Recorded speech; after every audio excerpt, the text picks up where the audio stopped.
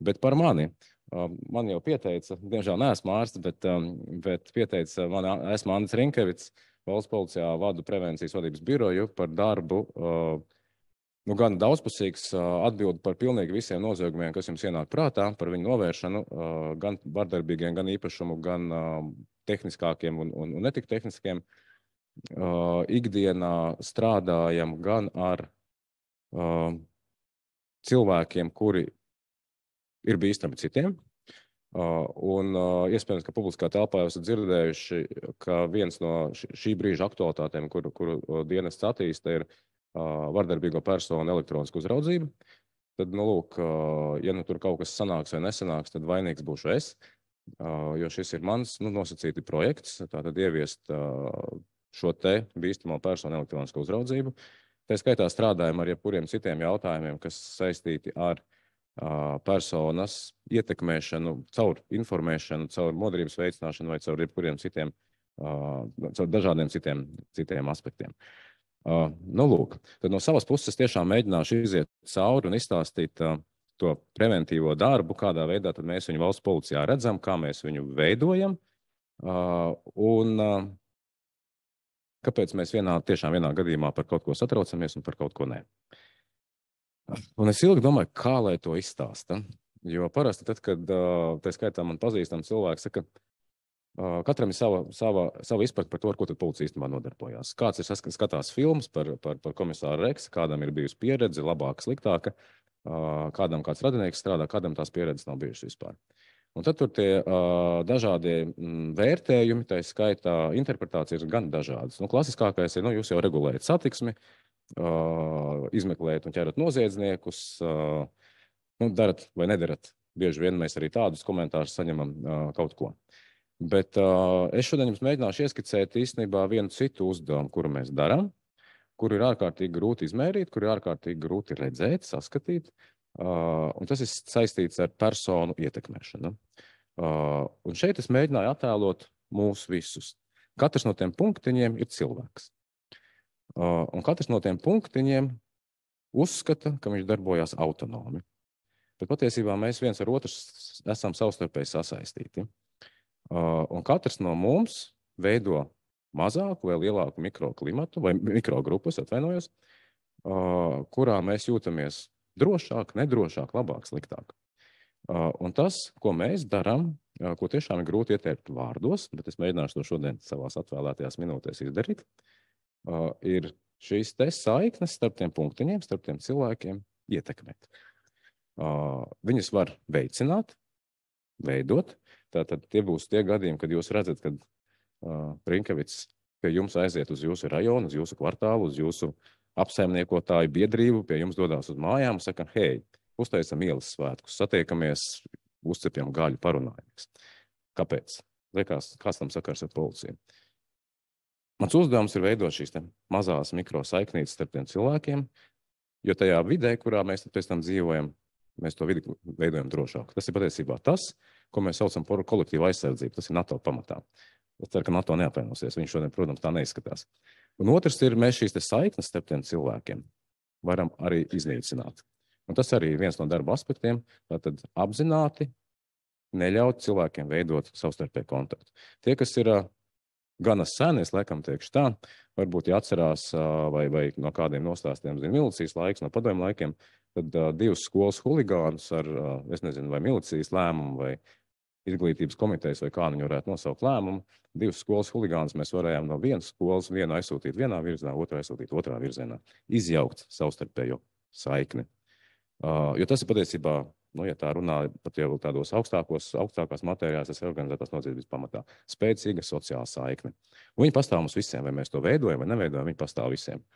Un tas ir tas, ar ko mēs strādājam, tā ir tā neredzamā matērija vai neredzamā forma, mēģināt ietekmēt mūsu savstarpējās attiecības gan labā, gan sliktā ziņā.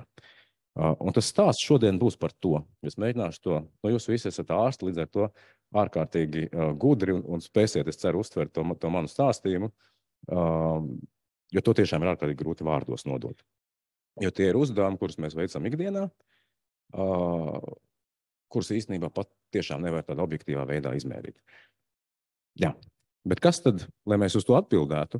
Un tas laikam ir tā kā, es gribētu salīdzināt kaut kā tomēr ar veselību, pēc cik es esmu pie ārstiem. Tad mēs varam ārstēt katru no šiem te punktiņiem, bet viņi jau kopā veido vienu veselumu kā cilvēku. Un mēs skatāmies uz drošību līdzīgi. Mēs varam strādāt ar vienu cilvēku, bet viņš ietekmē visus pārējos apkārt, kas tur ir.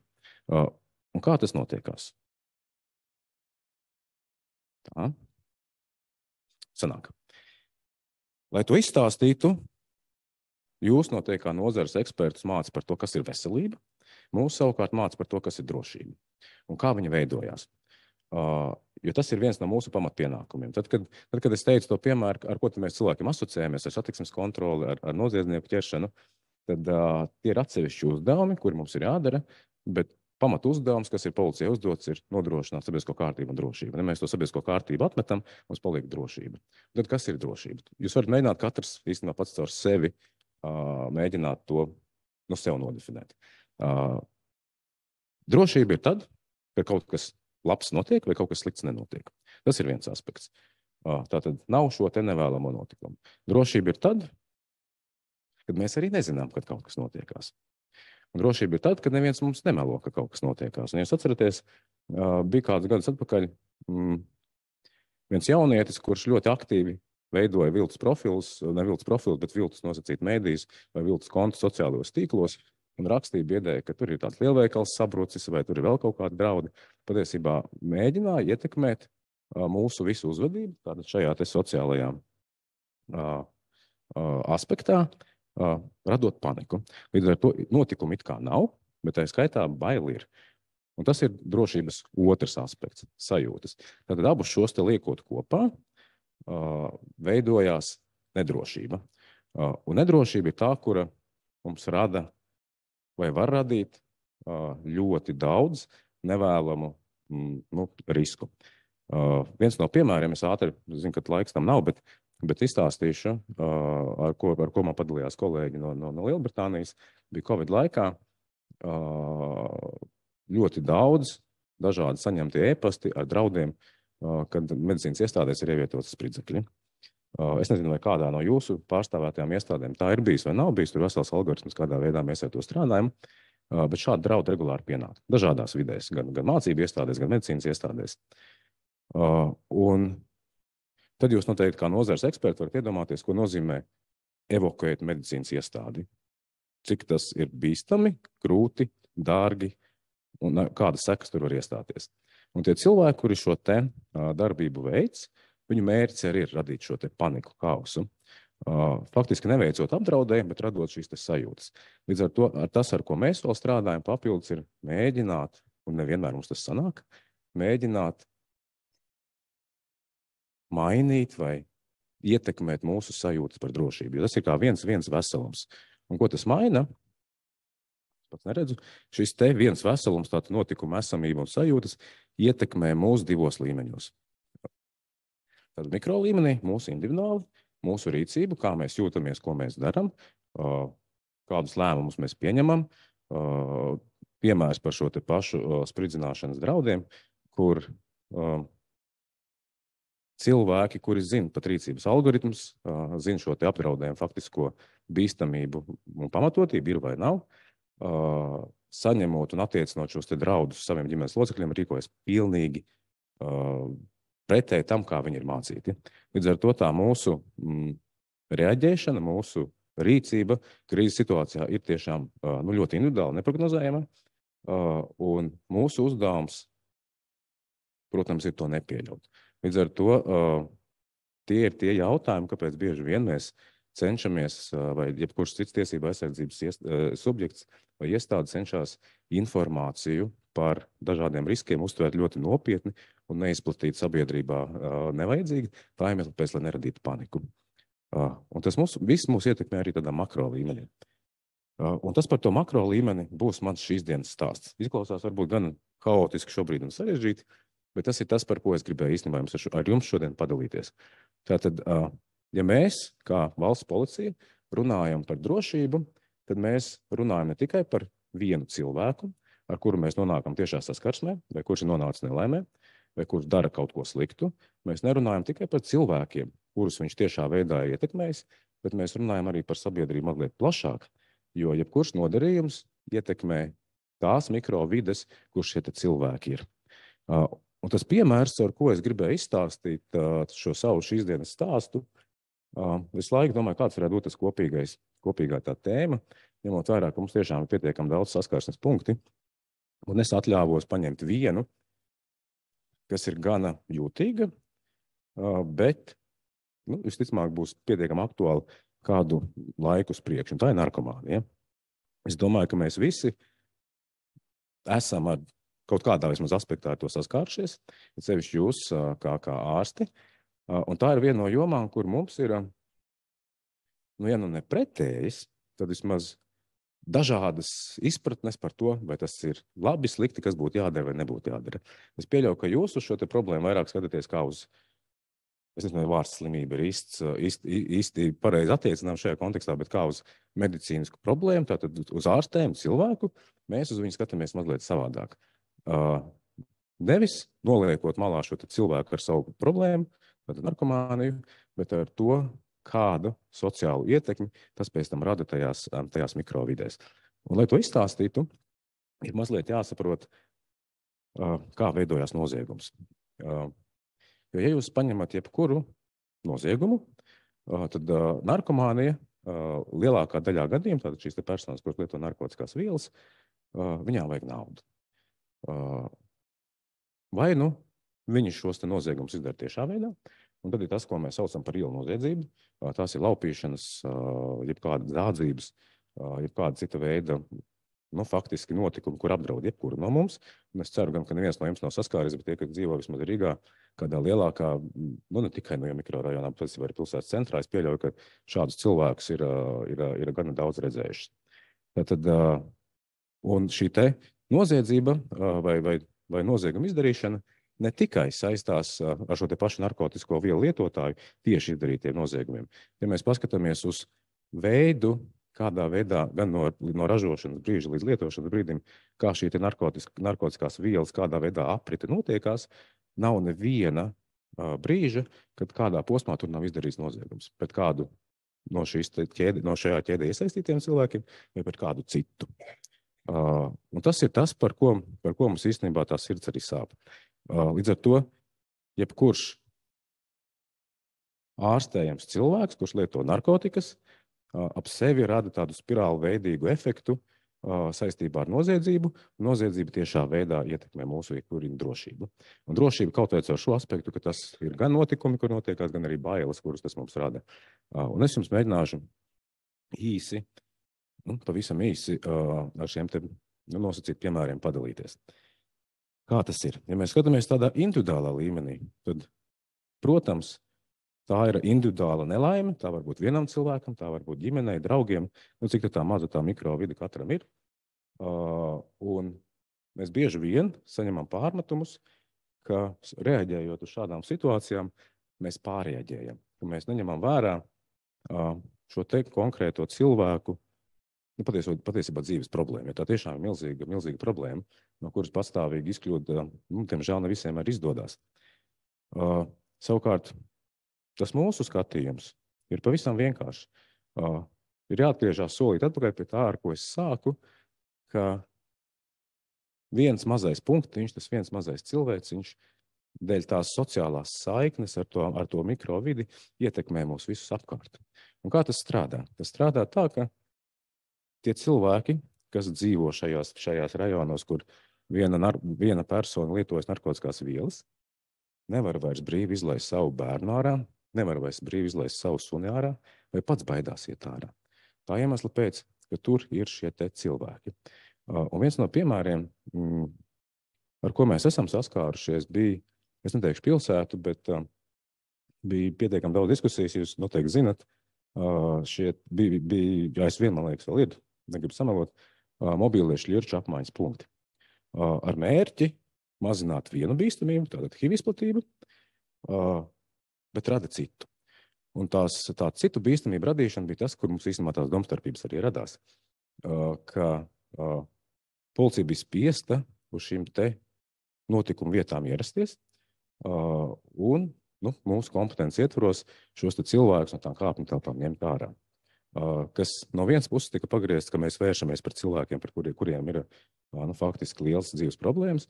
No otras puses, mūsu faktiski pienākums ir nepieļaut šo te vides sociālo degradāciju, tā iemesla pēc, lai nepieļautu to tālāku eskalāciju. Jo kā strādā noziedzība, es pieļauju, ka jebkurš no jums, kā mediķi arī varētu zināt, es pieļauju, ka veselībā līdzīgi, ka tas kaut kas sākās ar vienu mazu vietu, kur kaut kas sāka sāpēt, un ja mēs tam nepievēršam uzmanību, viņš aug tik tālu, ka faktiski tur jau vajag tādu kompleksāku ārstniecību. Un ja mēs skatāmies uz, un narkomānija, tas ir tikai viens piemērs, mēs varam runāt par jebkuru noziedzības izpausmes formu. Tātad viņa sākās mazā mikrovidē, un ja šo te izplatību vai šīs te problēmas mērogu mēs nemazinām, viņa izplatās. Labs piemērs ir dažas vietas, arī dažas pilsētas Eiropā, bet lielākā daļa tomēr, protams, pagaidām ir Amerikas Savienotajās valstīs. Šī bilde ir no Tucsonas, no Arizonas štata, netālu no Meksikas, man tur bija iespēja pabūt. Ir dēļ dažādām sintētiskām narkotikām un viņu izmaksām, tad lētām izmaksām, dēļ šī te sintezēšanas procesu lētuma, faktiski ir pilsētu rajoni, kurus viņi paši sauc par zombilēm. Tātad zombiju teritoriju, zombiju zemes, kur šīs personas faktiski nevienu netraucētas, un no vienas puses tas pat ir, es gribētu teikt, normāli, kad šīs te personas, kurām vajag palīdzību, es viņas netraucēju, bet no otras puses, ja šī te robeža šķautne tiek pārkāpta, mēs nonākam pie tā, ko tiešām sauc par zombilandu. Vai zombiju zemi, jo šie cilvēki tā guļ nedabīgās pozās, staigā, un tam ir ārkārtīgi spēcīga sociāla ietekme uz apkārtējo vidi. Un ko es gribu ar to teikt? Pārējie cilvēki, ja kurš no mums, un es ar šiem vietējiem cilvēkiem runāju, baidās iet uz veikalu, baidās laist virli, baidās laist savus bērnus un mammas savus bērnus uz skolu. Tātad ved tikai mašīnu. Labi, Amerika ir cita republika, tur tiešām visi brauc ar mašīnām, bet baidās būt ārā. Un tas ir veids, kā patiesībā vide sevi apēd tālāk un tālāk. Latvijā tāda piemēra īstenībā arī ir, ka nerisinot sociālu problēmu, lēnām no šīs te vides tiek izspiesti pozitīvie cilvēki. Tātad jūs un mēs visi pārējie, kurus tā vide rūp. Un tiklīdz šī kritiskā masa tiek pārlausta, tā vide vairs bieži vien nav glābjama. Un, diemžēl, Eiropā ir, pēc skaitā Eiropā ir atsevišķas sāpīgas pieredzes, kur ir teritorijas, kurā pat neuzdrīkstās iebraukt bruņot policisti. Tā iemesla pēc, ka tā vide sevi faktiski ir apēdusi. Ja tā ir māja, viņas tiek nojauktas. Nīderlandē ir šāda pieredze, kur sociāli nelabvēlīgi vai gala rezultātā bīstams personas patiesībā šo te pārņēma vides sociālo kontroli un vidi degradē tik tālu, ka tas bija vienkārši jāiznīcina, jo pārējie cilvēki no turienes mūk projām. Lūk, līdz ar to tas mūsu, kā dienesta, kā policijas uzdevums, ir caur individuāliem gadījumiem, caur to guļošo cilvēku kāpņu telpā, palīdzot un mēģinot iesaistīties tajā nelaimē, nepieļaut otru nelaimi. Jo tā robeža šķautne vai tā robeža šķirtne ir tiešām gana trausla, viņa nav izmērāma, viņa tikai sajūtama. Un tas ir tas, kādēļ mēs, kā dienas, bieži vien vienā vai otrā jautājumā ieņemam ļoti krasu un neizprotamu pozīciju. Liekas, kādēļ jūs vēršaties pret vienu vai otru cilvēku vai jūsu attieksmi pret kādu sociālu tādu problēmu ir neizprotam pārējiem. Un tas iemesls patiesībā slēpjas šajā stratēģijā, ka jebkura vide viņu var viegli degradēt, bet viņu nav iespējams atjaunot. Vismaz ne lēti un ātri. Un tas ir tas, ko mēs vienmēr, kad jūs ar kādu policistu runāsiet, tas, kas vienmēr vismaz vadības līmenī mums galvās stāv, ka katrs notikums ir individuāls, bet mēs nedrīkstam pieļaut viņu tādu akumulāciju lielākās izpausmēs. Un ko tad mēs ar šo visu darām? Mūsu mērķis Arī šeit ir pārprasts, bet tāpēc es gribēju jums izstāstīt. Tas būs tāds ieskats policijas darba stratēģijā. Es jums nestāstīšu mūsu noslēpumus, bet jūs noteikti varēsiet uzdot jautājumus, ja tādi būs, es drīkstēšu, es atbildēšu. Ko es nezināšu, es pateikšu, ka es netīšu atbildēt. Un mūsu mērķis bieži vien tiek pārprasts. Ir sevišķi, ja mēs runājam par tādām sociāli jūtīgām tēmām kā narkomānija. Mūsu mērķis ir ietekmēt personas uzvedību, tad personas rīcību. Mēs ar savām zināšanām, prasmēm un darba taktikām nevaram ietekmēt iemeslus, kāpēc persona tā rīkojās. Un tas ir tas, ko mēs paši bieži vien pārprotam. Mēs izbraucot uz notikumu vai strādājot ar cilvēkiem, uzskatām, ka mēs mainīsim viņa attieksmi. Es laikam nemelošu ne jums, ne sev. Pieauguši cilvēku attieksmi mainīt ir ārkārtīgi grūti. Mana darba taktika, mani darba instrumenti ļauj piespiest mainīt jūsu uzvedību vai manipulēt ar jūsu uzvedību, bet nekādā veidā mainīt šos te cēloņus vai iemeslus vai uzskatus un vērtības. Un šī ir tā bilde, ko es vienmēr ar saviem kolēģiem runājot, kas vienmēr turu prātā, lai novilktu to robežu un pirmkārt paši neizdegtu. Tā iemesla pēc, ka mēs nevarētu, kad jums ir apziņa, ka jums ir tomēr robežas, ka jūs nevarēsiet mainīt cilvēku attieksmi. Līdzīgi kā es pieļauju ārstiem, varbūt aiziet pacients un saka, sataisiet manu zobus, bet viņš zobus nekad netīra. Tāds mazliet vilšanās tomēr varētu būt, jo faktiski tas ir darbs uz kādu īsu brīdi. Patiesībā mums ir līdzīgi. Tā robeža vai tas uzdevums, kas mums ir ietekmēt tikai un vienīgi personas rīcību. Pārējais ir utopija, ka tas patiesībā mainīs arī personas attieksmi, vērtības un uzskatus. Bieži vien to īstenībā var dzirdēt lielākoties no politiķiem, ka pacelsim sodu, jūs viņus noķersiet, sodīsiet, un tad jau gan ka viņi sapratīs, ka nevar tā vairāk darīt. Es ceru, ka neviens politiķis neklausās, bet tā nav. Tā diemžēl nav vai par laimi nav. Līdz ar to tas ir tas, ar ko mēs arī ikdienā strādājam un mēģinām atgādināt, ka mēs varam ietekmēt personas uzvedību caur atsevišķiem momentiem, tos jums arī stāstīšu, bet tas nekādā veidā nemainīs jūsu attieksmi. Bet mainīs tik mazā mērā, ka tas patiesībā problēma atstās neaizskartu. Un kā tad mēs to varam darīt? Mums pēc būtības ir atklātas 3 metodes. Katrai metodei ir sava taktika apakšā.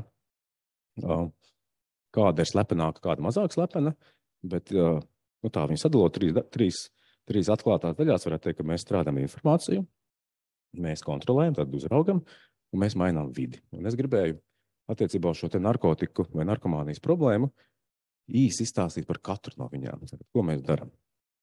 Kas jums palīdzēs, es ceru, ka palīdzēs labāk saprast, kāpēc mēs kaut ko darām šajā kontekstā vai kaut ko nedaram. Pirmais, un es jums izstāstīšu, vai mums ierakstu, vai ne, es tā saprotu.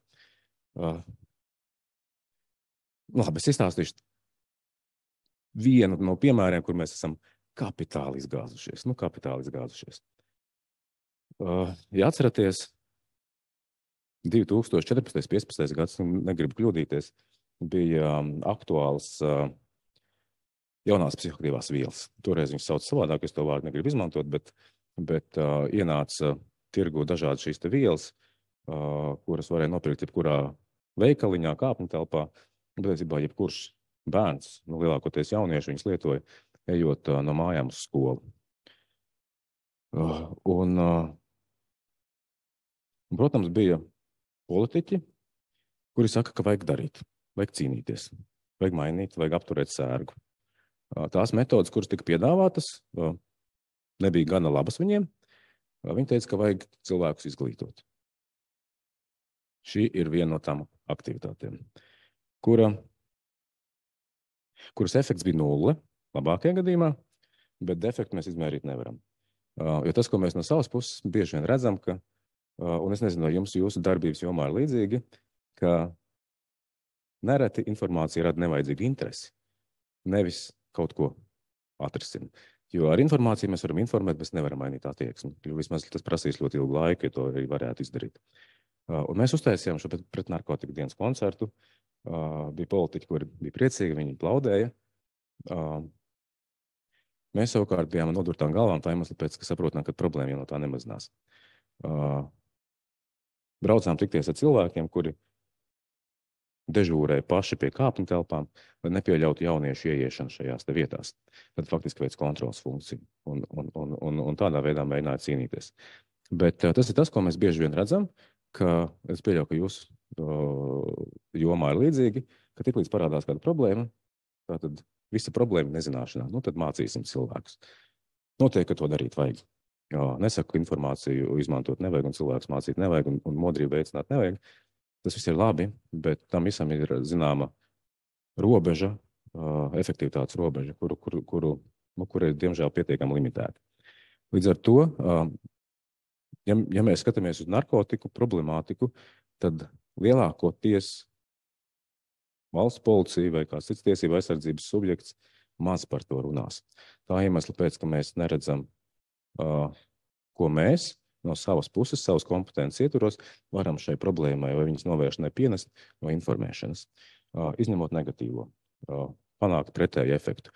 Un viens no piemēriem bija atcerēties, bija tāds nesaistīts ar šo tēmu, bija Zilais valis vienu brīdi arī aptuveni ap to pašu gadu, 15, 16 gads, kad bija tāds izaicinājums spēles jauniešiem ar pietiekami bīstamām sakām. Latvijā gan viens gadījums beigās tika pierādīts, ka bija aizdoms, ka tāds ir un izmeklēšana tur bija, bet lielākoties tie bija tādi viltus pasākumi. Un es biju tieši iesaistīts šīs problēmas, tajā pīķī, kad viņa bija jādomā, ko darīt, un man nebija neviena nedēļa, kad es nebiju kādā panorāmā vai kādā citā ziņu mēdījā, stāstīt, un vēlreiz vērst gan vecāku, gan līdzcilvēku uzmanību, kas notiekās. Vai arī mierināt, kad mēs pārbaudam, un ka šo te risku nav. Un tad viens gudrs kolēģis man pienāca klāt un teica, Klau, vai tev nešķiet, ka vienīgais, kas par to runājas, tu? Un tad mēs tā padomājam, nu jā, tiešām. Ziņu raidījumiem ir interesanti, mēs visu laiku kaut ko stāstam, bet aktualitāti uzturējām mēs. Un tajā brīdī, kad mēs apklusām, problēma no dienas kārtības pazuda. Parādījās citas, bet tā pazuda. Un tas īstenībā lika aizdomāties par to, kā mēs ar informāciju varam manipulēt, kā mēs ar informāciju varam ietekmēt un nodarīt lielu kaitējumu. Tāpēc daudzās valstīs man, kā policijas amatpersona, ir aizliegts runāt par narkomāniju. Tiešā veidā runāt ar cilvēkiem, mēģināt viņus izglītot. Ja kāds no jums aicina policiju to darīt, lūdzu, nedariet. Mēs nodarīsim vairāk kaitējumu nekā labu. Otrs, un tas ir visvairāk diskusija raisošais, ir otra metode, ir pārbaudes, ir kontrole, kuras mērķis savukārt arī nav mainīt personas attieksmi. Mēs nevaram mainīt cilvēku attieksmi. Ko mēs darām? Mēs mainām iespēju, šīs pildes no mācību iestādes, iespēju ienest vai iespēju brīvi darboties ar noteiktu vai izplatīt noteiktas lietas konkrētā vidē. Tas nemaina problēmu kopumā. Tas vienkārši apgrūtina šo te procesu, rada augstākus riskus. Un tas ir tas, kur arī ir pietiekami daudz pretinieki un saka, jūs jau nekādā veidā nemazināt aktualitāti. Nemazinām. To mēs saprotam. Pieprasījums no tā nemazinās. Mazinās iespēja konkrētā vidē realizēt. Kas īstenībā arī ir daudz. Jo novēršana, un tas ir tas, ko mēs redzam, ko es jums rādīju, tās sociālās saiknītes starp cilvēkiem, tas ir tas, ko mēs mēģinām ietekmēt. Nevis atrisināt katra punktu viņa individuālo problēmu, bet nepieļaut, lai viņi satiekās mums nevēlamā veidā. Un tās pārbaudas, tas ir viena no šīm te metodēm. Ja kāds, varbūt kādam no jums arī bērni vai citi, varbūt radiniekam kādam šīs te pārbaudas ir bijušas, parasti tie, kas nezina, liekas, ka tas tāds šausminošs process, kur ieskrien pēkšņi vīri maskās, liek bērniem apgulties un pēkšņi tiek ratīts viss somas. Es ceru, ka tāda gadījuma īstenībā nav, bet tā tam nebūtu jānotiek. Bieži vien šīs te pārbaudas patiesībā viņas ir civilizēti, un jūs pat nenojaušat, ka jūs tiekat pārbaudīt. Līdz ar to tā ir viena no tādām darbības taktikām, uz kuru mēs īstenībā liekam uzsvaru. Un tad, kad mēs runātu par policijas kompetenci vai policijas pamat stratēģiju narkotiku problemātikas apkarošanā, tad viena lieta ir izmeklēt, tad šīs te lielās zivis, ko parasti saka noķert, tad ir jautājums, izdodās vai neizdodās, bet otrs ir svarīgākais no prevencijas viedokļa tieši kontrole. Tas ir tas aspekts, kur mēs liekam uzmanību. Tad apgrūtināt savstarpēji šo problēmas vai šo te vielu izplatību starp tiem punktiņiem, par ko es iepriekš jums rādīju. Un trešais ir vide, ir iespēja samazināšana. Tas ir tas, kur mēs redzam bieži vien tos risinājumus. Un, ja jūs atceraties, un iespēja samazināšana nozīmē mainīt spēles noteikumus. Ja mēs atgriežamies pie tā, un speciāli paņēmu šīs jaunās psihoaktīvās vielas, tad koncerti bija daudz, pārbaudes bija daudz, problēma beidzās ja atceraties, ar to, ka šīs te vielas, vai vismaz daļa no tā kodola, tika kriminalizēta. Tātad jebkura produkta ar tā kodola pārdošanu bija krimināla atbildība. Kas mainījās? Mainījās risks viņu tirgot. Līdz ar to arī automātiski samazinājās pieejamība, un mums no savas puses patiesībā bija iespēja šo te problēmu ierobežot. Vai tas atrisināja problēmu, kādēļ cilvēki grib lietot? Nē, nekādā mērā. Bet tas mazināja iespēju katram no mums vai mūsu radiniekiem brīvā veidā, ļoti, ļoti vieglā veidā šīm te vielām tik klāt. Un tas ir tas, kā mēs, kā dienas no savas puses, skatāmies īstenībā uz daudzu problēmu risināšanu vai novēršanu caur šiem te 3 aspektiem. Informēšana, kur mēs izmantojam, bet tās efektivitāte gan limitēta, kontrole un spēles noteikumu maiņa. Un tās ir tās īstenībā, ar ko es jums īstenībā šodien arī gribēju padalīties. Ja mēs skatāmies uz to problēmu, kura mums šobrīd ir, un viņas būs arvien aktuālāka, jo ir pietiekami daudz vēlmes atsevišķas vielas legalizēt, vai nosacīt vismaz iet šajā te virzienā, tad mūsu argumenti vienmēr būs ne par to cilvēku individuālo problēmu risināšanu, tātad viņu vajadzības mazināšanu, bet nepieļaut, lai šī te problēma pāraug plašākā tādā sociālā problēmā, par ko es pirms tam rādīju caur tiem punktiņiem. Jo tad ir ārkārtīgi grūti atgriezt atpakaļ tās vides, no kurām mēs pēc tam paši mūkam projām. Un tās divas no metodēm, kuras mēs darīsim, ir kontrole vai tad apstākļu šī maiņa. Tā kā tas ir tas, ko es varu izstāstīt par mūsu darba taktiku. Ļoti varbūt vispārīgi, bet, ja jums būs kaut kādi jautājumi, jūs droši varēsiet jautāt, ko es varēšu, to es centīšos atbildēt. Jā. Es laikam varu likt savu pēdējo, skatos, man iedegās sarkanā gaismiņa. Tā kā man ir no savas puses jābeidz.